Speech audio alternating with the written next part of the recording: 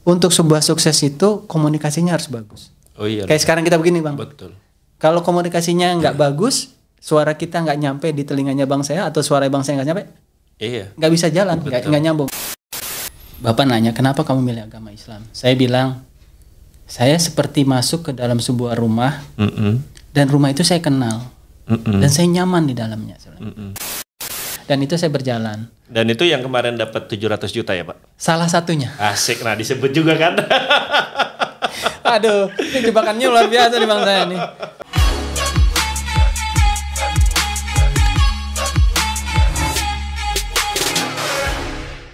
Bismillahirrahmanirrahim. Assalamualaikum warahmatullahi wabarakatuh. Selamat pagi teman-teman sekalian. Ya, saya berdoa mudah-mudahan semua yang menonton video ini dalam keadaan sehat walafiat. Walaupun sekarang kondisi negara kita ya COVID sedang naik, tapi kita semua berharap berdoa cobaan ini, pandemi ini segera berlalu dan kita kembali seperti sedia kala ya.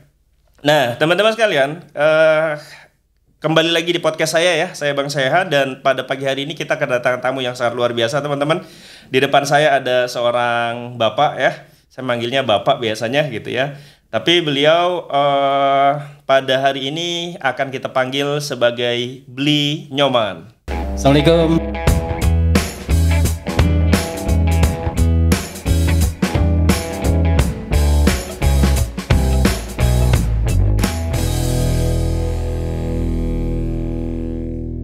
Hai, apa kabar semuanya? Nah, baik teman-teman sekalian, kita akan panggil bintang tamu pagi hari ini dengan Bli Nyoman, ya Pak ya? Ya, terima kasih Bang saya. Oke, saya sebenarnya ini Pak, agak sungkan memanggil Bli Nyoman.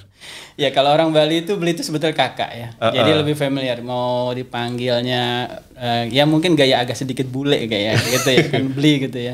Kalau orang bule kan langsung nyebut nama gitu ya. Kalau orang Bali Bli, kalau perempuan itu Mbok. Kalau di Jawa Mbok itu kan ibu kan ya. Betul, betul. Jadi ada cerita tuh sebetulnya antara Jawa, bahasa Jawa dan bahasa Bali itu agak sedikit ketukar-tukar gitu. Oh gitu. Gitu aja. Tapi ini Bli ini berarti Bali ya? Ya. Bapak dari Bali berarti? Ya, jadi bapak saya itu dari Karangasem, Kabupaten Karangasem, Provinsi Bali. Dia di Bali Timur lah biasa Bali Timur. Saya, kemudian ibu saya dari Jawa Timur. Oke. Ya, jadi Baja kalau saya sebutnya. Bali Jawa. Bali Jawa. Oke. Ya, kenapa begitu ya? Mungkin ini mix ya. Mix ya. Dan kalau orang bilang orang Bali itu ya apa ya? Hitam manis gitu ya. Oke. Hilang kalau apa manisnya hilang tinggal hitamnya, Pak. Kayak kereta api begitu ya. Ya, begitulah. Tapi saya menariknya lahir di Bogor Bang saya. Oh gitu. Iya, lahir di Bogor. Lahir di Bogor. Lahir di Bogor. Di rumah sakit PMI. PMI Bogor ya? Iya, betul. Lah itu kalau ibu sama bapak ketemunya di Bali? Bukan. Jadi bapak saya itu dulu adalah seorang pengawal Presiden Soekarno. Oh. Yang tugasnya di Istana Bogor. Oh. Jadi kalau Presiden Soekarno itu dia ingin ke rumah kakaknya di Blitar, ada namanya dulu bilangnya Istana Gebang, Istana Gebang. Rumahnya Bu Wardoyo. Nah, nyampe di Blitar, Presiden Soekarno itu menyuruh para pengawalnya untuk plesir. Kalau dulu bilangnya orang-orang dulu bilangnya plesir. Nah, kebetulan satu liting bapak saya itu adalah kakaknya ibu. Oh. Diajaklah bapak ke rumahnya nenek, ke rumah mbak gitu ya. Jatuh cinta lah ya. Ketemu sama ibu saya. Disitulah cinta bersemi. Asik. Gitu. Tapi Pak, kalau misalkan Bali itu bukannya sebagian besar Hindu ya? Termasuk Bapak orang tuanya Bli dulu juga Hindu atau gimana? Ya, jadi bapak saya itu dari kasta Brahmana, kasta tertinggi di Bali gitu ya, dalam agama Hindu. Terus kemudian ketika menikah dengan ibu saya, bapak saya jadi Muslim. Karena ketika masa itu pada kepemimpinan Presiden Soekarno itu tidak boleh kawin antar agama, itu nggak boleh. Jadi harus sesama agama. Nah, bapak saya masuk Islam. Gitu. Oke. Nah, kemudian setelah kami dari kecil jadi kami Muslim ya. Namun ketika saya menjelang remaja lah, umur 16-17 tahun tuh, bapak saya kembali lagi. Kembali ke agama lamanya. Oke. Kembali ke agama Hindu, dan kemudian semua dokumen legalitas saya tuh jadi Hindu, Hindu gitu ya? Semua gitu. Padahal dari kecilnya Muslim ya, Pak? Dari kecil saya Muslim gitu ya, ngaji, dan saya aktif di masjid gitu ya, ngaji ke rumah. Tapi ada yang menarik juga gitu ya, waktu kecil tuh, karena ketika bapak kembali kepada agama Hindunya itu kami ya sholat itu kucing-kucingan. Karena saya punya abang 2 ya, kakak saya, Mas Wahyu itu. Jadi kalau ada bapak, Mas Wahyu dulu di bawah nemenin, saya sholat di atas di kamar gantian. atas, gantian. Terus kalau mau Jumatan, kami bilang kami mau pergi ke rumah teman. Padahal kami pergi ke masjid gitu ya. Jadi ya seperti itulah gitu ya. Karena menghargai ya, karena bagaimanapun bapak seorang ayah bagi kami, seorang orang yang kami hormati gitu ya. Nah kemudian ketika saya 17 tahun sudah punya KTP nih Bang Seha. Pas saya lihat, aduh KTP saya Hindu gitu loh, nanti gimana ini gitu. Akhirnya saya datanglah ke kantor kelurahan. Saya bilang, Pak saya mau ngerubah nih KTP saya gitu. Rubah apa? Datanya nih Hindu, saya sebenarnya Muslim gitu ya. Terus saya bilang, bisa nggak nih di kelurahan ngerubah gitu. Akhirnya kata orang kelurahannya, yang bapak kamu siapa gitu. Saya sebutin Pak Made, saya bilang begitu. Pak Made mana? Terus mungkin karena dia familiar gitu ya, karena satu kelurahan itu dengan tempat kantor bapak saya dekat gitu. Terus dia bilang, Pak Made yang polisi yang dan pos Polda Timur. Iya. Ya saya kenal, saya nggak berani mas. Dia bilang gitu. Udah, caranya gimana Pak supaya bisa? Gini aja deh Bapak, masnya nih harus ke masjid bikin surat bahwa mas masuk Islam. Wah, kok jadi saya masuk Islam? Saya bilang begitu kan. Iya, kalau ada surat itu berarti baru kita bisa merubah. Karena negara Indonesia ini negara yang berdasarkan legalitas dokumen yang diakui negara. Akhirnya saya curhat sama sahabat saya namanya Dudi Dudi Setia Lesmana. Saya harus ngubah ini nih. Dia ceritalah ke omnya yang yang kami sudah sering main itu sama Om Nani tinggal di Jakarta. Terus dia bilang ya udah disiapin mobil sama salah satu anggota keluarganya, dianterin lah saya ke Masjid Sunda Kelapa. Akhirnya di Masjid Sunda Kelapa saya ditanya, ini ada pemaksaan nggak? Enggak, saya bilang memang saya Muslim, saya dari kecil sholat ngaji segala macam seperti itu. Dan akhirnya saya mengucapkanlah 2 kalimat syahadat dan punya piagamnya saya ada di rumah Bang saya. Berarti piagamnya masih ada masih sekarang ada ya? Gitu. Jadi kalau yang dia bilang saya yang Muslim beneran Muslim saya karena saya punya legalitas. Bang saya nggak punya kan? Nggak punya. Kita harus syahadat dulu nih kayak biar punya legalitas nih. Saya punya gitu, ada fotonya. Terus kemudian saya datang ke kantor kelurahan, disuruh fotokopi, terus saya serahkan. Kemudian akhirnya berubahlah dokumentasi. Tapi setelah berubah KTP-nya orang tua nggak marah Pak? Sempat nanya. Dia bapak saya nanya, kenapa kok kamu milih agama Islam? Ini dialogis yang bang saya bikin sedih deh. Ya jadi apa yang ada di Quran ya, apa yang ada di Quran itu sebetulnya saya alamin gitu ya. Ternyata iman itu tidak bisa diwariskan. Iya betul. Kemudian bagaimanapun bapak dengan anak dengan bapak itu nggak bisa terputus karena perbedaan agama gitu ya. Dan yang menariknya akhirnya dialog itu terjadi panjang. Bapak nanya kenapa kamu milih agama Islam? Saya bilang saya seperti masuk ke dalam sebuah rumah dan rumah itu saya kenal dan saya nyaman di dalamnya. Itu satu. Terus yang kedua saya bilang kan bapak nggak pernah ngajarin saya agama. Karena terus bapak saya jawab kan bapak sibuk cari bapak sibuk kerja supaya bisa menghidupi keluarga begitu ya. Karena kami 6 bersaudara, 4 perempuan, 2 laki-laki. Dan akhirnya sering kami dialog gitu ya. Sampai akhirnya ketika saya menyampaikan argumen gini, Pak, temen aku bapaknya bisa kok ngajarin agama gitu. Kan karena bapak sibuk aja jadi bapak nggak bisa gitu ya. Tapi mungkin bapak saya tersinggung. Entah gimana ceritanya, tiba-tiba saya sudah tiduran aja di lantai dan bapak saya udah megang batu. Wah. Mungkin dia kesel gitu ya. Ini anak dicariin bapaknya kerja siang malam, ya namanya polisi waktu itu kan dia berangkat pagi, siang, malam lagi kerja. Betul. Akhirnya dia merasa kok nggak bersyukur, nggak berterima kasih gitu ya. Tapi mungkin karena dia ngelihat wajah polos saya diem bengong gitu antara takut gitu ya, batu itu dibuang gitu. Dan akhirnya dia ngomong, ya sudah kita putus hubungan.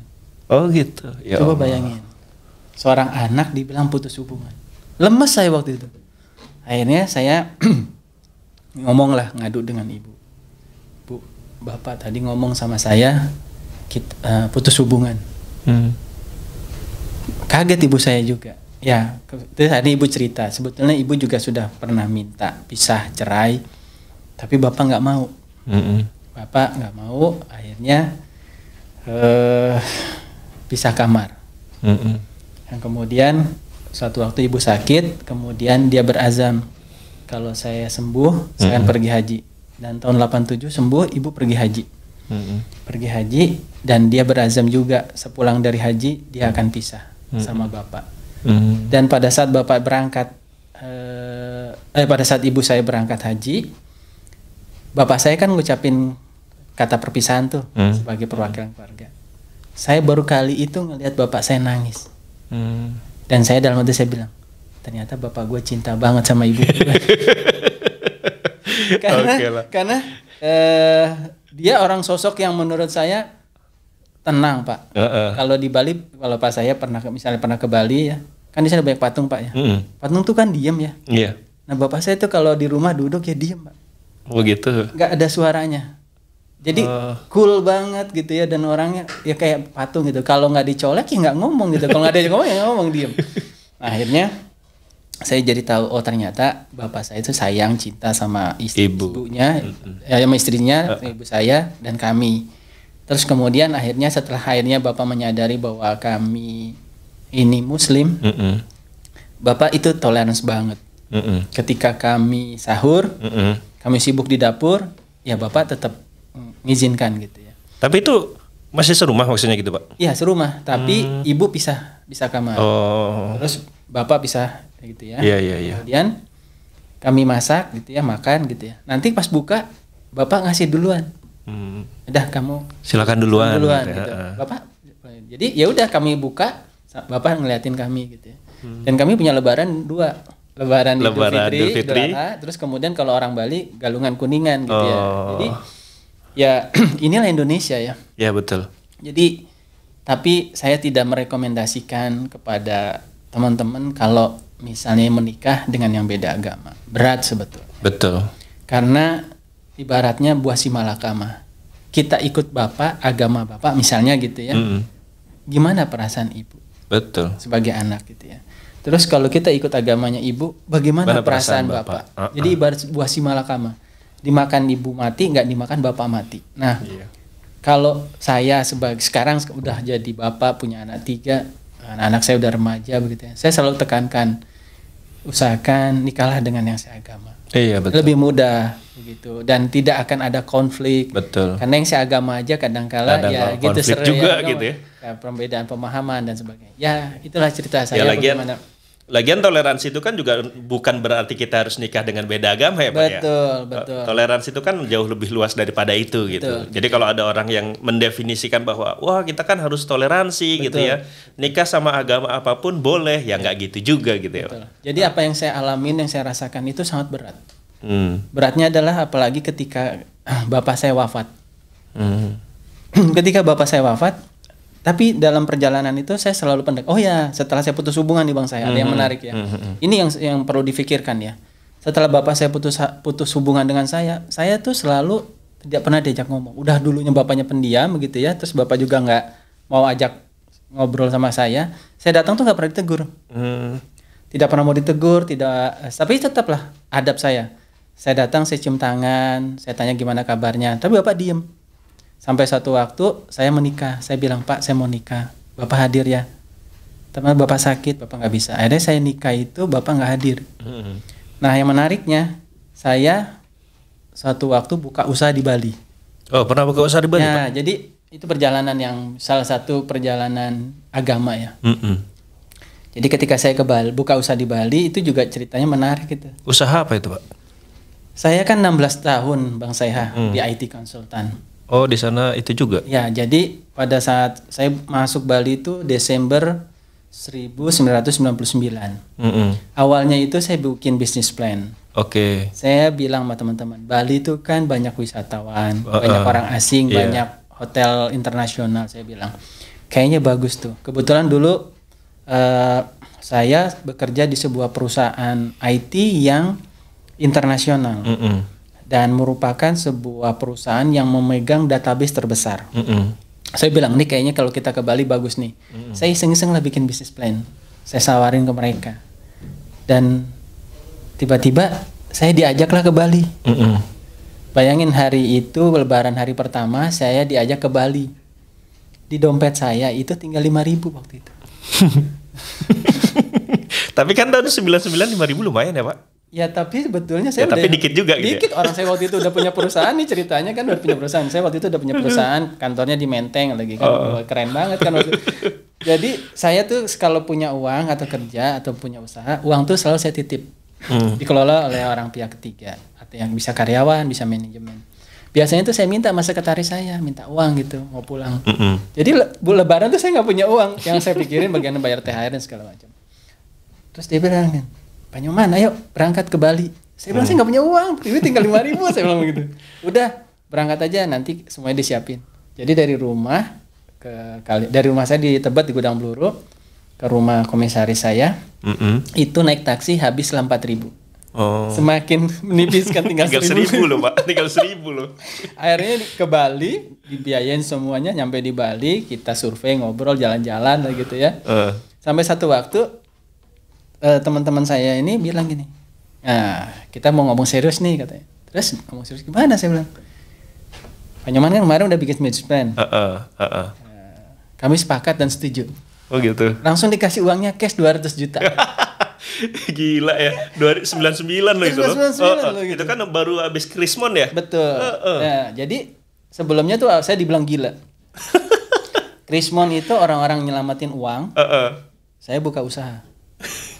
Dari kantor yang cuman lebarnya 1,5 meter, panjang 8, dari sebuah gang sempit ya di lantai 3 kalau salah, sebuah gedung, akhirnya bisa pindah ke sebuah lantai di lantai 5, setengah lantai kita sewa gitu ya.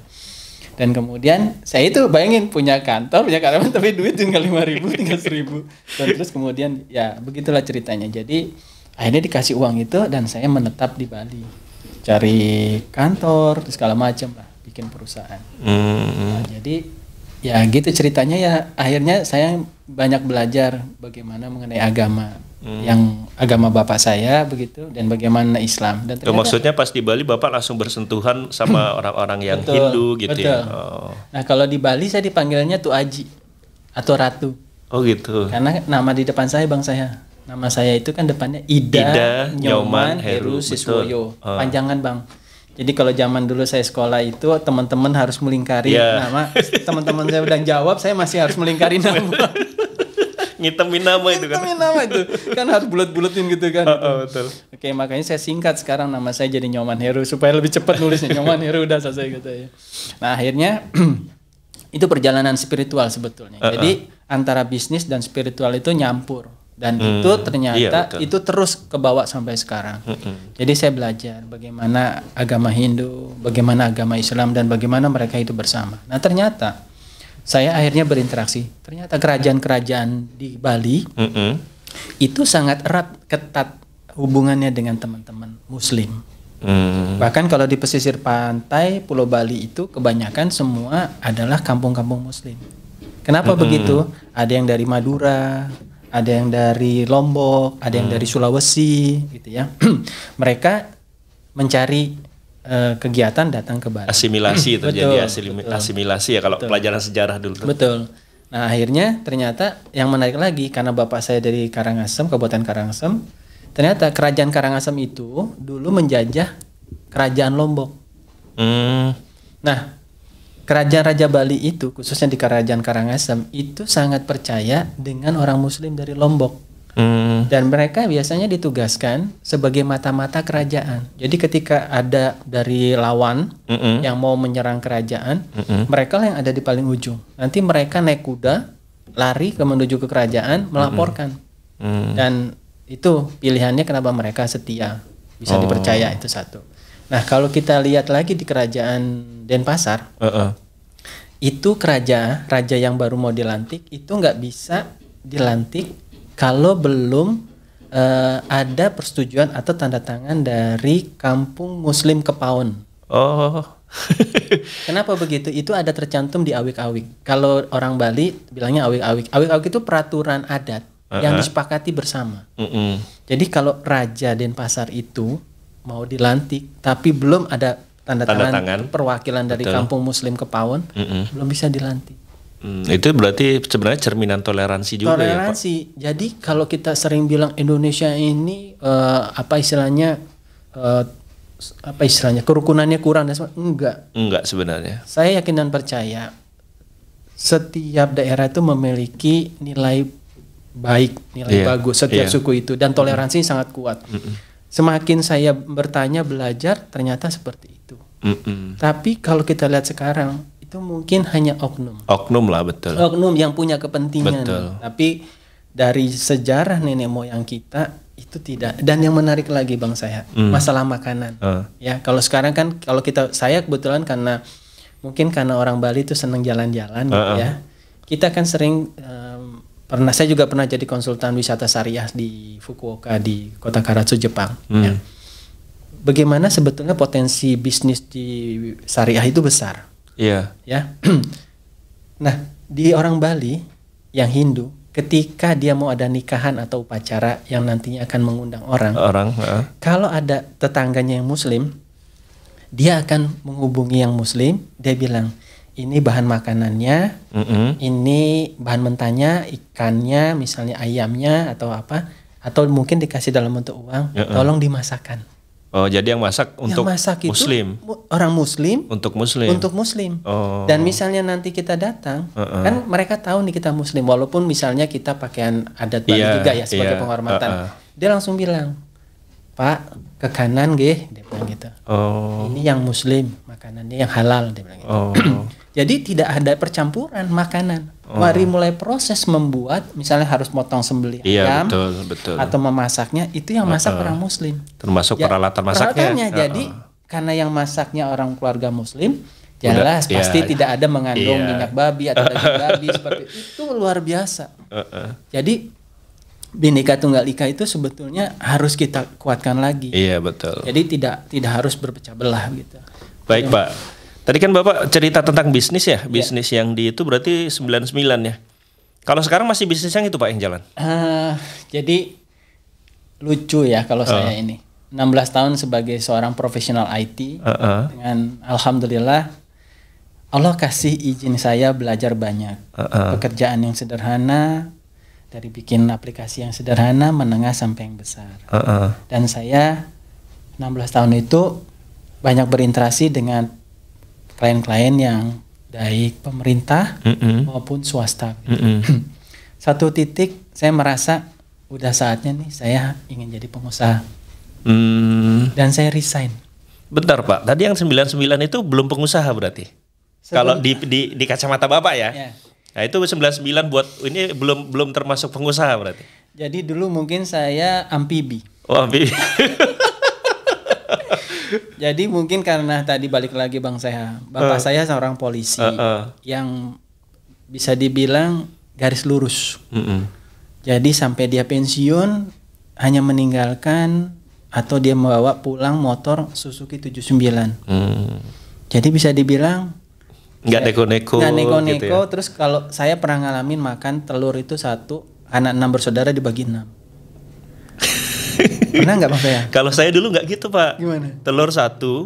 Dulu kebetulan saya kan memang bapak saya satpam perkebunan yang gajinya itu cuma 800 ribuan ya tahun 90-an, tahun hampir 2000-an. Hampir sama lah kayaknya. Iya. Jadi itu kalau makan telur sama Pak. Tapi kalau kami biasanya telurnya campur tepung dulu Pak, biar agak banyak. Baru dibagi 4 kami 4. Nah, jadi kalau enggak itu telurnya dibagi 6 gitu kan, dipotong kecil-kecil gitu ya. Nah, itu enggak ada campuran apa-apanya? Enggak Mas. Berarti dikit banget ya? Ya bayangin aja ya, gimana ya tinggal di asrama gitu ya. Terus kan berasnya juga beras jatah gitu ya. Nah kemudian sampai kalau makan tuh kita supaya nggak malu kalau kamu tadi makan pakai apa? Tentara Republik Indonesia. Asik. Padahal makan ikannya apa Pak? Ikan teri. Kan mungkin malu gitu ya, tapi supaya nggak malu, Tentara Republik Indonesia. Jadi semua gagah gitu ya. Jadi gitu. Ya terus kemudian dari kecil saya terbiasa jualan. Ya, ibu saya bikin es lilin. Iya, dari plastik ya, betul, gitu ya. Betul. Terus kemudian pagi saya anterin titip di tetangga. Di warung-warung. Warung-warung, terus pulang saya ambil. Nah, kalau toplesnya itu kan atasnya ada tutupnya. Iya, betul. Dan di saya biasanya naruh uangnya, recehnya di situ kan. Iya. Terus pulang saya kasih ke ibu saya. Nih Bu, hasil jualnya sekian. Nah, terus bikin lagi gitu ya. Atau saya disuruh belanja ke pasar, tapi pertamanya diajarin dulu. Istilahnya ada mentornya. ini loh kalau beli sayur di sini, beli ikan di sini, beli daging di sini, beli di sini. Ini catatannya. Nah nanti satu waktu saya diajarin, suruh berangkat sendiri. Tapi sebelum berangkat ibu bilang, nanti kalau ada kembaliannya kamu boleh beli kue, kamu beli cendol gitu ya. Udah, bener. Saya berusaha senawar-nawarnya gitu biar bisa dapat kelebihan. Nah akhirnya pulang-pulang buat tentengan sayur yang pesanannya ibu yang buat saya. Dapat cendol apa gitu. Dan menariknya itu harus nyebrang sungai itu, kalau Sungai Ciliwung. Jadi udah saya hitung tuh. Nah dari situlah saya mulai belajar. Oh ternyata harus begini cara ngelola uang gitu ya. Nah mulailah saya jualan. Kalau bulan puasa bikin monte-monte. Jadi kayak manik-manik kecil-kecil. Pakai benang nilon dimasukin, terus nanti bikin gelang. Buat gelang. Nah kalung gitu. Nah kemudian lulus SMA kelas 2 saya dapat beasiswa dari pemerintah Australia. Jadi siang sekolah SMA, malamnya di IKIP LP2TK IKIP belajar teknisi komputer. Itu SMA? SMA kelas 2. Jadi sama anak-anak mahasiswa IKIP diginin. Kamu nih salah sekolah. Ini IKIP. Bukan SMA, nggak boleh belajar di sini. Iya gitu. Maksudnya gitu. Iya sekolah. Jadi kami pakai baju atasnya OSIS, ini SMA bawahnya ini abu-abu gitu ya.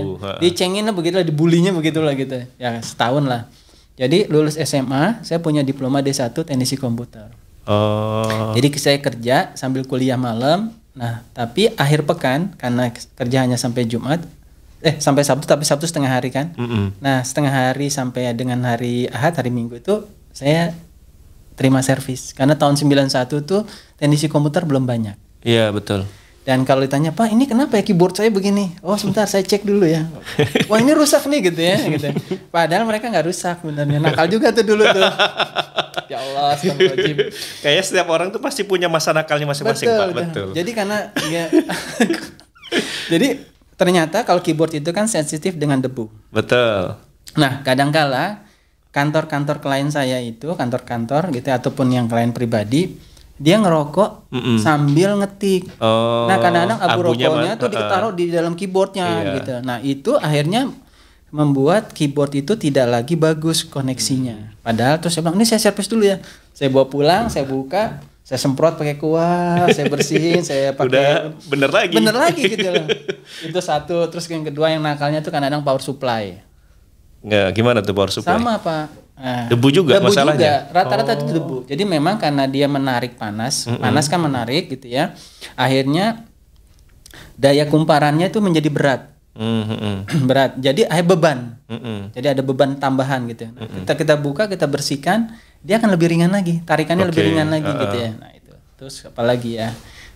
Oh ya di motherboard. Nah motherboard juga ada fan-nya tuh. Ya gitu juga. Karena overheat rata-rata. Iya betul. Nah akhirnya mungkin lama-lama sadar gitu ya. Gak boleh gitulah, akhirnya ngomong. Dulu malah kadang-kadang bilang, Pak ini harus diganti satu motherboardnya gitu ya. Padahal motherboardnya masih bagus gitu loh. Saya ingat hard disk dulu 50 giga, 50 mega, itu 900-an ribu. Mega doang ya Pak? Mega itu. Zaman dulu gede lagi. Merek Seagate gitu yang kalau kita lempar anjing langsung bisa pingsan gitu. Gitu ya. Ya akhirnya saya merintis jadi karir saya itu dari seorang junior teknisi. Modalnya obeng, tang toolset, toolkit gitu ya, toolset gitu ya. Gagah gaya gitu kan Pak ya. Gitu ya.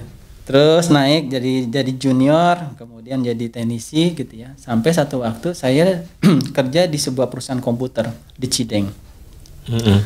Mantan pimpinan saya bilang gini, mulai bulan depan kamu ikut saya selama 3 bulan. Ngapain Pak? Saya bilang gitu. Kamu setelah 3 bulan ikut sama saya magang, kamu jadi sales. Sales Pak? Saya kan teknisi Pak, saya bilang begitu kan. Saya biasa nyolder, biasa begini. Ya pokoknya kan. Terus saya bilang, Pak, alasan Bapak nyuruh saya jadi sales ini apa? Nih ya, kamu ikut saya. Udah, saya ikut gitu. Ternyata setiap pertemuan dengan calon pembeli, itu kebanyakan nanya teknis. Pak, ini listriknya butuh berapa? Terus kalau ini gimana? Terus kalau kendalanya sering apa gitu. Jadi lebih banyak naik teknis gitu ya. Bentar Pak, bentar. Sebelum ke situ ya. Iya. Nah, tadi kan Bapak sebenarnya 99 punya usaha di Bali. Iya. Terus tadi Bapak cerita dari junior ini gitu ya, sampai itu. Lalu 2006 itulah baru kemudian memutuskan jadi wirausaha. Betul.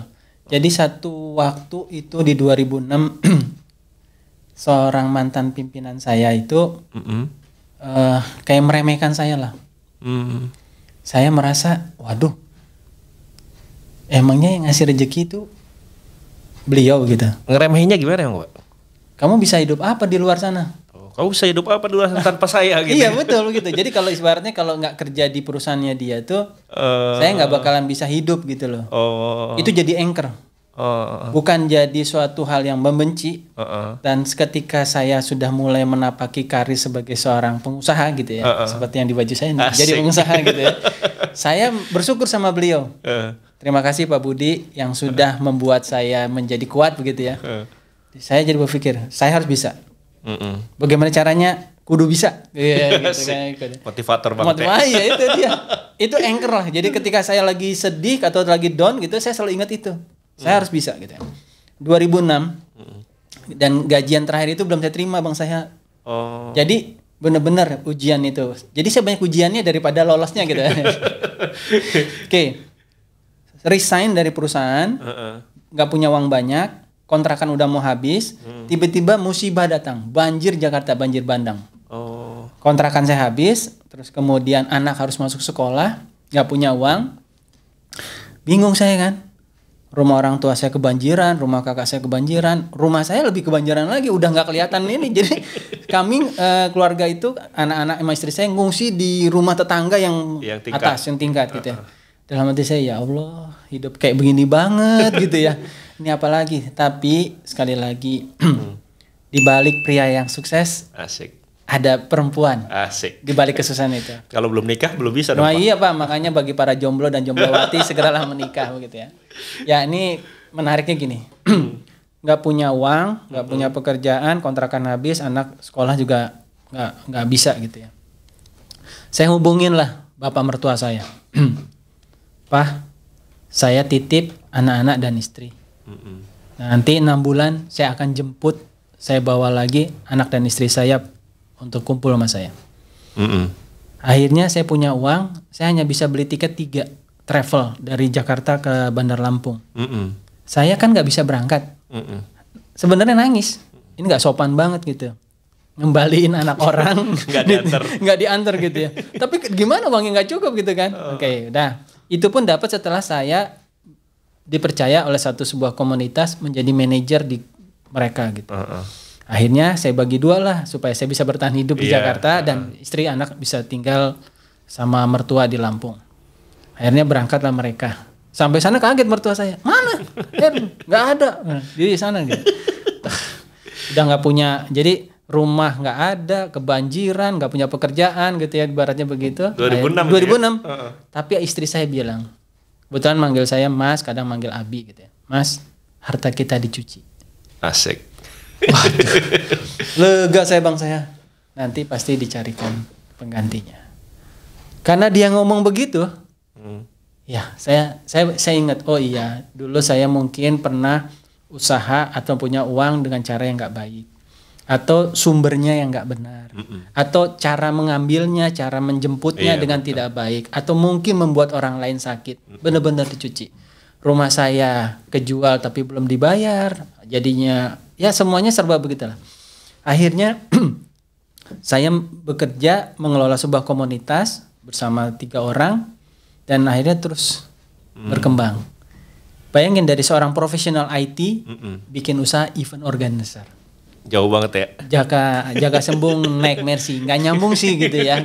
Kacau kan gitu. Sampai teman saya bilang, lu gila ya, lu tuh kan IT profesional, lu ngapain bikin IO gitu. Ya habis ini nggak perlu modal gede gitu ya. Kalau IO itu kan konsep, ide gitu ya. Tapi saya bilang gini, walaupun gue nggak di IT, tapi tools gue pakai IT. Gue bikin desain, bikin konsep, gue bikin seperti itu. Dan akhirnya sampai sekarang event organizer menjadi bagian dari bisnis saya gitu ya. Dan menariknya dari sana saya banyak dapat insight lah. Ternyata event organizer ini bukan hanya sekedar mengorganize event, tapi juga mengorganize orang ya. Dan kemudian malah IO itu hal kecil sebetulnya bang saya. Satu lagi ada yang namanya MICE, Meeting, Incentive, Convention, Exhibition. Dia berarti kerjaan ngurus meeting, pertemuan. MICE ya. M-nya meeting, terus E-nya event, I-nya insentif. Oh iya ya betul. Insentif. Insentif itu kayak gini bang. Misalnya bang saya punya karyawan, berprestasi, bonusnya jalan-jalan umroh. Nah itu insentif. Nah, itu salah satunya ya. Meeting, insentif, konvensi. Bisa dari nasional, internasional begitu ya. Setelah itu ada E-nya, exhibition, pameran. Jadi ruang geraknya lebih luas gitu. Nah jadi akhirnya saya belajar banyak dari sana. Dan tetap walaupun udah nggak megang IT, tapi tetap IT sebagai tools tetap kita pakai begitu. Nama IO-nya apa sekarang tuh Pak? Ya namanya di 2011 setelah perjalanan panjang nggak. Nah orang-orang selalu bilang gimana sih Pak Nyoman buka usaha gitu ya. Saya dulunya modalnya kartu nama bang saya. Bikin kartu nama, bagiin orang, brosur dicetak gitu ya. Dulu namanya awalnya langkah gerak sukses. Saya mencoba mengawali bergerak langkahnya sukses gitu ya. Nah kemudian di 2011 ngumpulin uang bang saya bikinlah baru CV. Legalitasnya ada. Iya. Jadi setelah saya pelajari kalau saya perusahaan sebagai pengusaha nggak punya badan usaha, kita nggak bisa pemegang kontrak, kita nggak bisa dapat job yang besar. Akhirnya kita jadi subkon. Orang dapat nama, orang dapat duit banyak, kita yang kerjain. Saya pikir enak aja lu yang ongkang-ongkang gitu ya, kita siang malam gitu. Nah akhirnya saya bikinlah CV Global Inmarko Sejahtera. Singkat kadang-kadang GIS. Tapi kemudian setelah belajar masalah branding segala macam, saya lebih bikin lagi menjadi namanya Inmarko. Saya lebih nyebutnya Inmarko. Terus kemudian lagi berkembang lagi menjadi inmarko.id. Saya ingin nunjukin bahwa ID itu kan Indonesia. Betul. Saya bangga jadi orang Indonesia. Inmarko itu apa sih Pak? Ada filosofinya nggak sih? Ada. Jadi Inmarko itu kepanjangannya sebetulnya Integrated Marketing Communication. Jadi sebetulnya saya ingin mengkomunikasikan karena dulu dari orang teknisi kecemplung sales marketing. Ya bayangin aja, biasa ngomong sama obeng, sama solder, sekarang harus ngomong dengan orang kan. Jadi Inmarko mengintegrasikan marketing dan komunikasi. Bagaimana kita bisa bercerita, mengkomunikasikan produk ini bagus loh, punya khasiat dan segala macam. Itu caranya bagaimana? Mengkomunikasi. Jadi mesin aja bisa ngomong. Masuk orang dengan orang nggak bisa, tapi harus punya tekniknya, caranya. Nah dari situlah saya belajar. Oh berarti sebetulnya untuk sebuah sukses itu komunikasinya harus bagus. Kayak sekarang kita begini bang. Betul. Kalau komunikasinya nggak bagus, suara kita nggak nyampe di telinganya bang saya atau suara bang saya nggak nyampe, nggak bisa jalan, nggak nyambung. Nah akhirnya saya begitu. Dan kemudian saya bangga. Itu dilahirkan dari saya dan sampai sekarang. Itu berarti udah berapa tahun ya sekarang? Kalau sekarang dari 10-an tahun ya? Kurang lebih lah. Ini ya GIS ini yang kemarin katanya dapat project 700 juta ya satu eventnya. Oh gila nih. Kata siapa bang saya ini? Bang saya ini terlalu melebih-lebihkan lah. Ya doanya bang saya aminkan. Amin gitu ya. Pokoknya teman-teman ya saya dengar kabar saja sih, nggak tahu benar atau enggak, tapi GIS ini merupakan salah satu IO yang kemarin menang tender dan sebagainya, dapat event yang lumayan gede lah gitu. Cuma nominalnya kita nggak perlu tahu lah berapa. Tapi insya Allah kalau beli kerupuk dapat banyak ya Pak. Alhamdulillah. Besar kecil kita syukurin bang saya. Apalagi di pandemi ini kita harus lebih peduli. Nah iya itu Pak. Saya kepikiran ini loh sebenarnya. IO itu kan selama ini kita taunya IO itu berarti ngadain acara besar, berkerumun, banyak orang dan sebagainya. Nah pas pandemi itu nggak bermasalah Pak? Nangis saya bang saya. Iya kan, Bapak 2011 buat, ya kan, jalan-jalan, pandemi 2020 Maret 2020. Nah, itu berarti berdampak dong. Sangat bang saya. Jadi saya korban. Halo semua everybody, saya korban pandemi COVID. Ya. Jadi dari mulai Maret nih bang saya, Maret, April, Mei, Juni, Juli, Agustus, September, 7 bulan, mantap. Tahu nggak mantap bang saya? Apa tuh mantap? Makan tabungan. Kalau yang punya tabungan. Ya jadi 7 bulan persis saya di rumah, dirumahkan oleh COVID. Ya. Saya punya kantor sebelum pandemi itu saya nyewa 2 tempat di sebuah mall di Depok. Ketika pandemi kan mall ditutup. Betul. PSBB lah dan segala macam. Dan sampai sekarang itu tempat belum saya buka. Gak tega, sedih saya masuk situ gitu ya. Akhirnya benar-benar tutup 7 bulan saya di rumah. Kemudian saya berpikir, masuk sepanjang tahun begini, sampai kapan begini?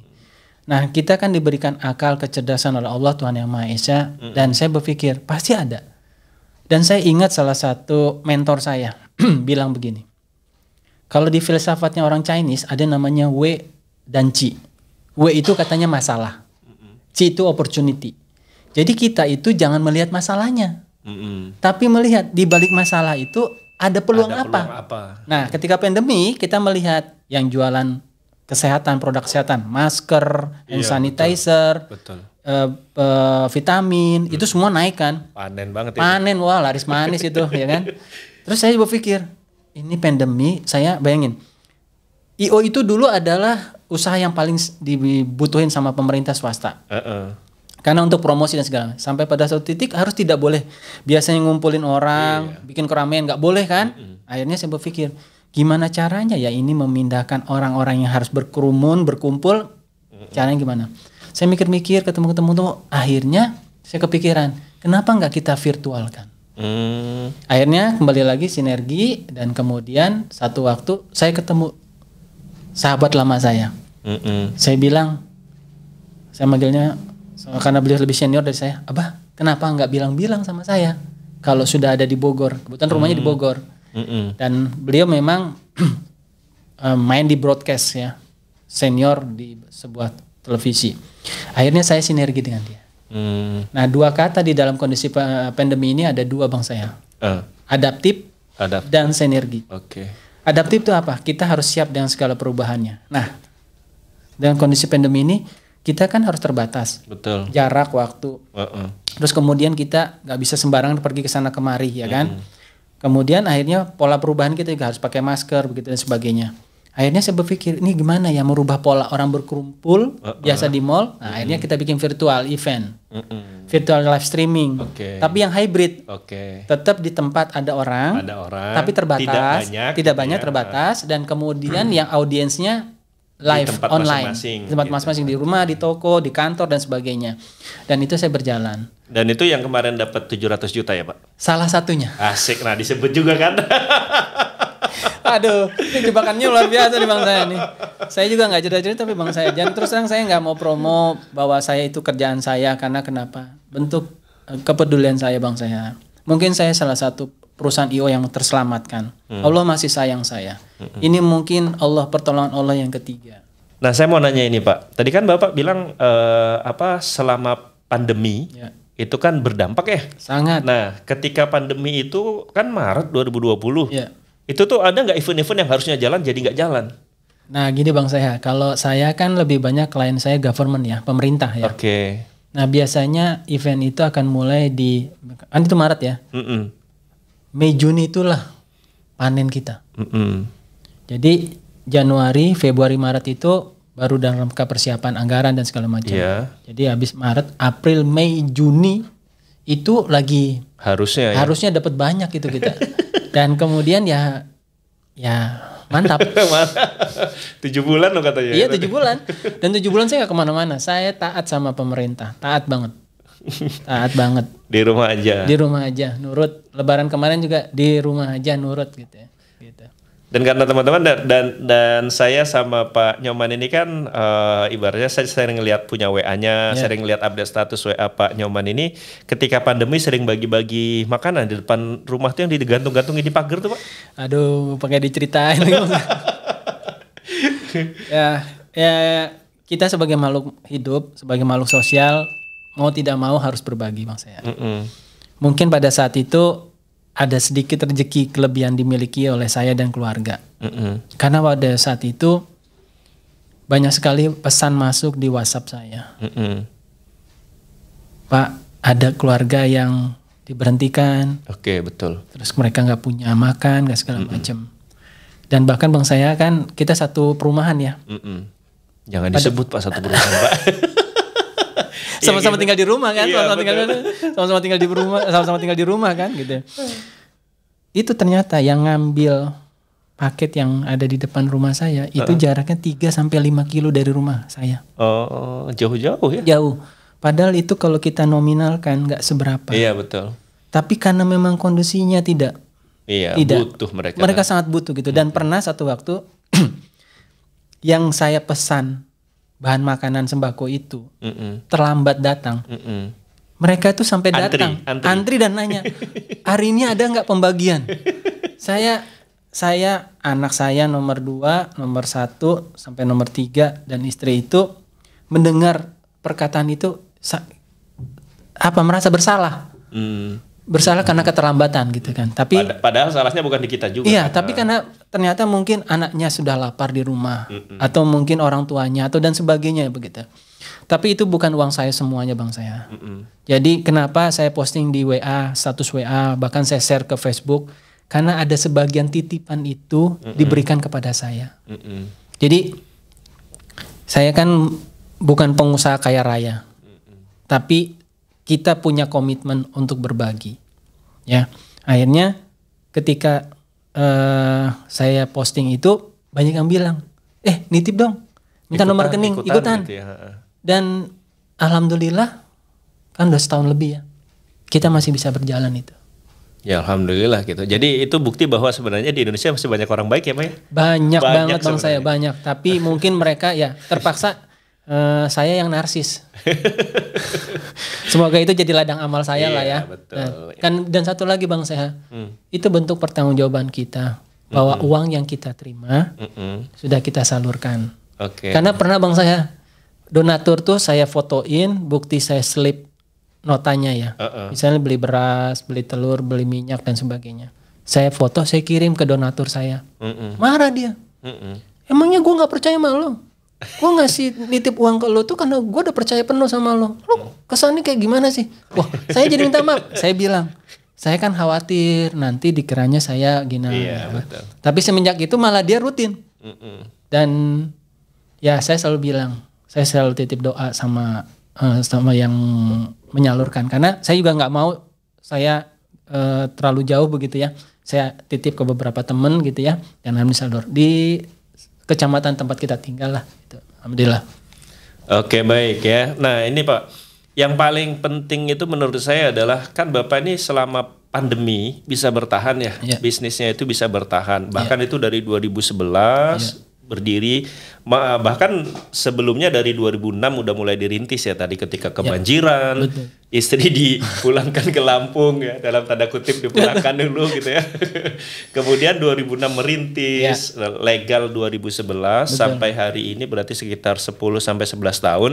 Ada nggak kira-kira tips Pak buat teman-teman kita yang nonton mungkin yang mau bangun usaha, tips agar bisnis kita bisa bertahan tuh sebenarnya apa Pak dari Pak Nyoman? Jadi pada prinsipnya Bang saya pun masih belajar ya. Masih belajar. Kita semua belajar. Masih belajar ya. Bukan berarti saya bagaimana dia. Tapi satu hal yang saya ditekankan sama orang tua, khususnya karena saya sangat dekat dengan ibu. Ibu itu selalu nasihatin saya untuk jujur. Jujur. Itu yang pertama ya. Pertama ya. Terus kalau dari bapak selalu bilang ke saya bahwa kita harus disiplin.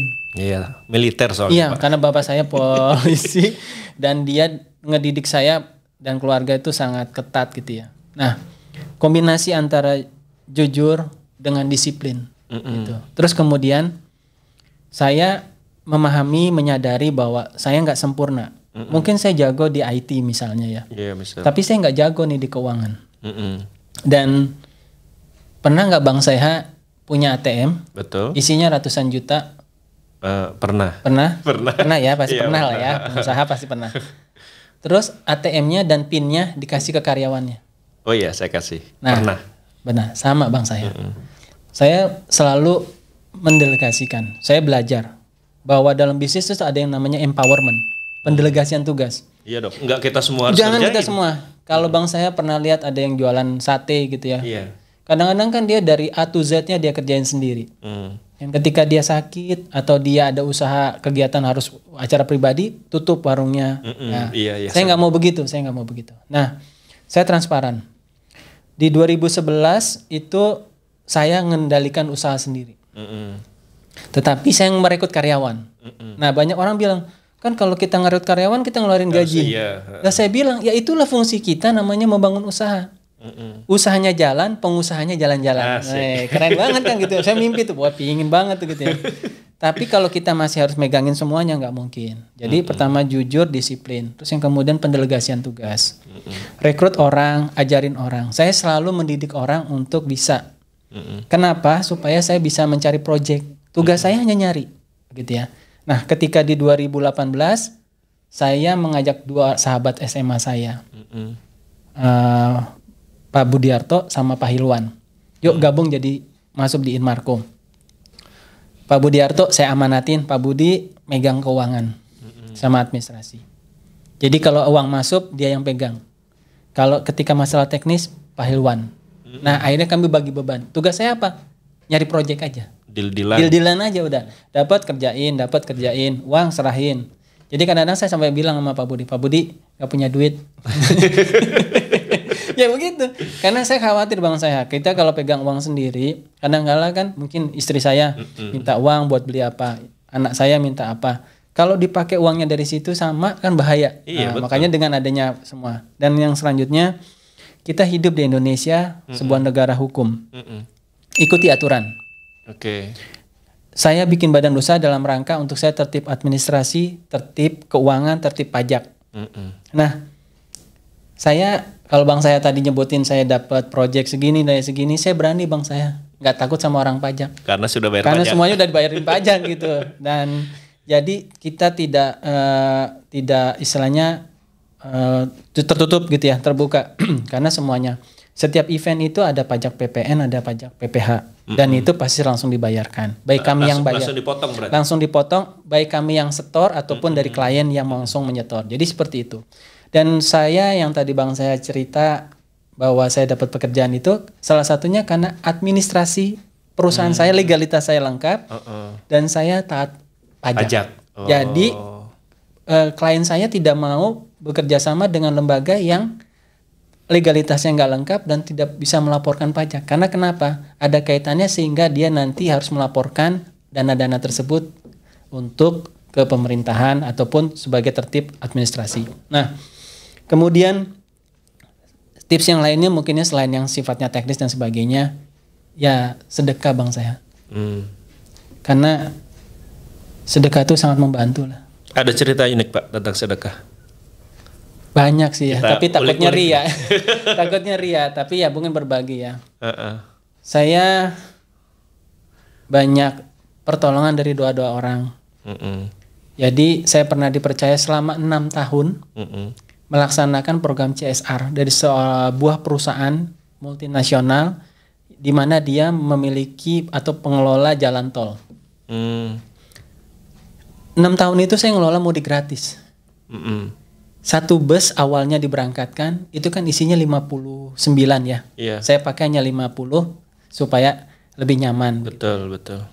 Dan yang menariknya banyak yang ikut mudik gratis itu adalah orang-orang yang sudah tahunan nggak bisa mudik. Jadi karena pas dapat mudik gratis seneng banget gitu ya. Antara takut dan percaya. Maksudnya gimana maksudnya? Pak, ini bener gratis. Emang kenapa saya bilang begitu? Nanti di tengah jalan ditagih. Tengah jalan nanti saya ditagih Pak. Gini. Emang kenapa? Kami nggak bisa mudik Pak, karena harga tiket misalnya 100.000 kan menjadi 2 kali lipat bahkan 3 kali lipat. Iya, kalau pas lebaran ya. Lebaran ya, gitu ya. Memang itu kebijakan kan?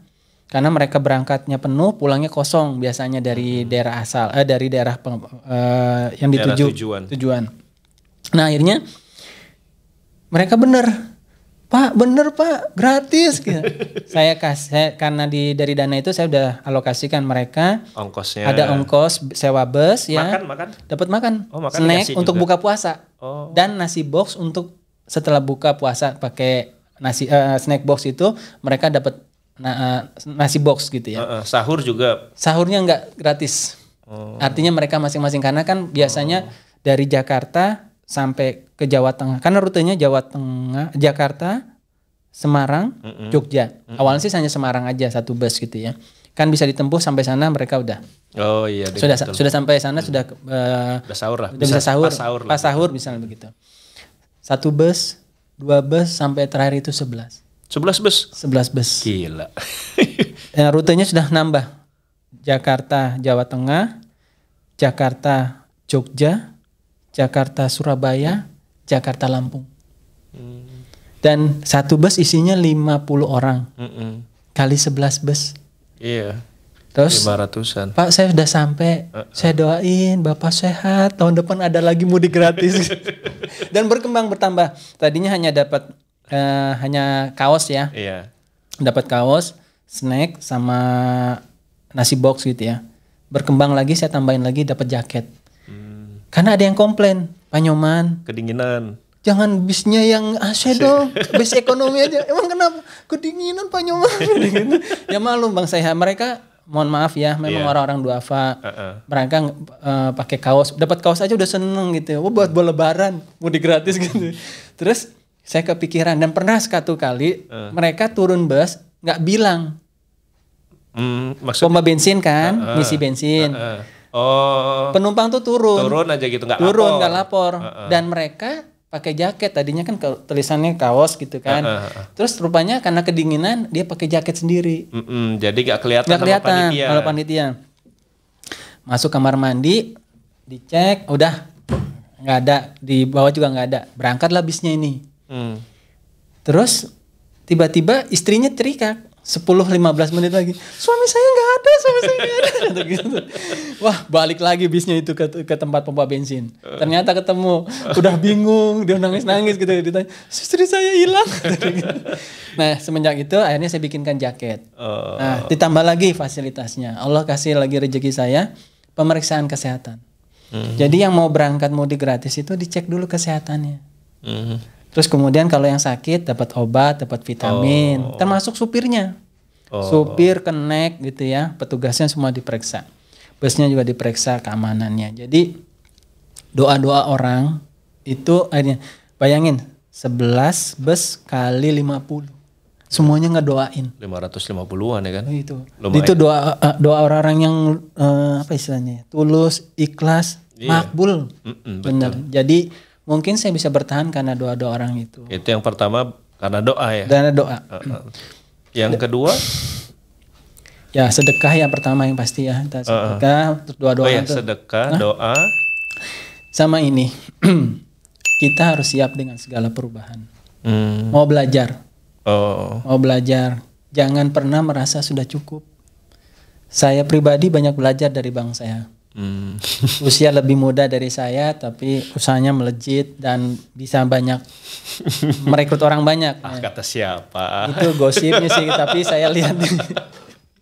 Ya jadi itu.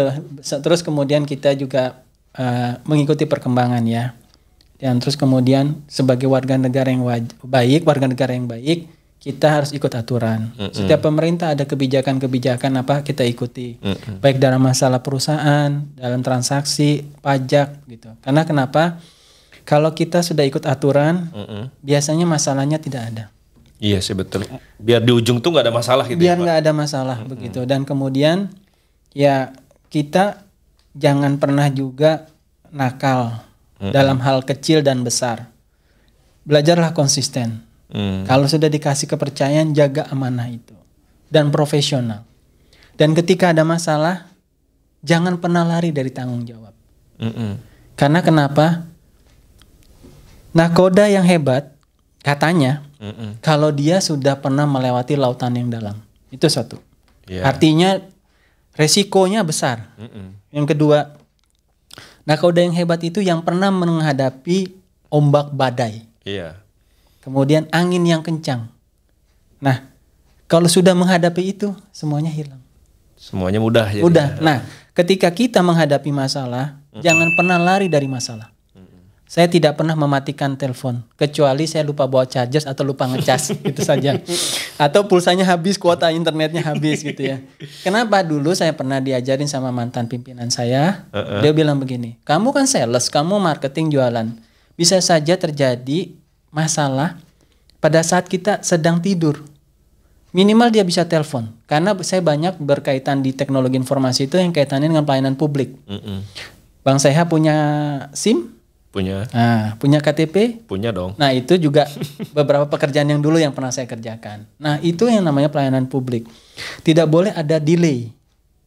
Printernya rusak lah, komputernya nggak bisa dipakai, dan sebagainya itu. Nah, jadi saya diajarin, kamu nggak boleh handphone mati. Jadi ketika tidur tuh dicas. Padahal itu kan rusak sebenarnya. Baterainya jadi cepat penuh gitu kan, jadi gitu. Nah, jadi ya saya selalu menghadapi masalah itu dan saya selalu misalnya gini, saya belum bisa bayar, saya bilang mohon maaf, saya berinisiatif, Pak, Bu, saya mohon maaf, saya belum bisa bayar, tapi saya akan sesuai dengan komitmen dari klien saya akan bayar tanggal sekian. Nanti kalau ada uang masuk, saya bayar segera. Itu satu. Yang kedua, saya berterus terang, kita hanya bisa bayar sekian, bagaimana? Nah gitu, dan artinya kita proaktif lah. Masalah itu harus dihadapi. Jangan kita tunda, jangan kita menghindar. Karena kenapa? Kasihan keluarga kita, kasihan karyawan kita, kasihan partner kerja kita. Karena kenapa? Mereka akan terdampak. Jadi hadapilah masalah sebesar apapun. Karena saya yakin setiap masalah itu pasti ada jalan solusinya. Nah baik, Bli Nyoman ya, ini kita udah ngobrol panjang lebar dan banyak sekali pelajaran yang saya dapat terutama gitu ya. Sama-sama, tentang bagaimana kita harus rajin bersedekah dan yang paling penting tadi legalitas ya. Betul. Legalitas perusahaan itu sangat penting, pajak dan sebagainya. Dan alhamdulillah sih kalau saya pribadi dari 2 tahun lalu alhamdulillah mengikuti itu gitu Pak. Nah, karena ngeri Pak. Ya wajib kita. Nah baik teman-teman sekalian, mudah-mudahan teman-teman mendapatkan banyak inspirasi dan pelajaran dari podcast kali ini teman-teman. Karena saya yakin setiap orang itu punya kelebihan, punya keunikan dan ada inspirasi kehidupan yang bisa kita dapatkan dari siapapun yang kita jumpai. Bahkan dari orang gila sekalipun yang kita temukan di jalan, kita belajar banyak hal dari mereka. Dan pada pagi hari ini kita beruntung sekali kedatangan tamu yang luar biasa, Pak Bli Nyoman ya. Kalau Pak harusnya nggak ada, kalau Bli harusnya nggak pakai Pak lagi ya. Kita kehadiran bintang tamu yang luar biasa, Bli Nyoman ya. Mudah-mudahan sekali lagi bermanfaat buat kita semua ya. Nah, kali ini kita akhiri saja podcast di hari ini ya. Saya Bang Saiha dan Bli Nyoman. Assalamualaikum warahmatullahi wabarakatuh. Bye-bye.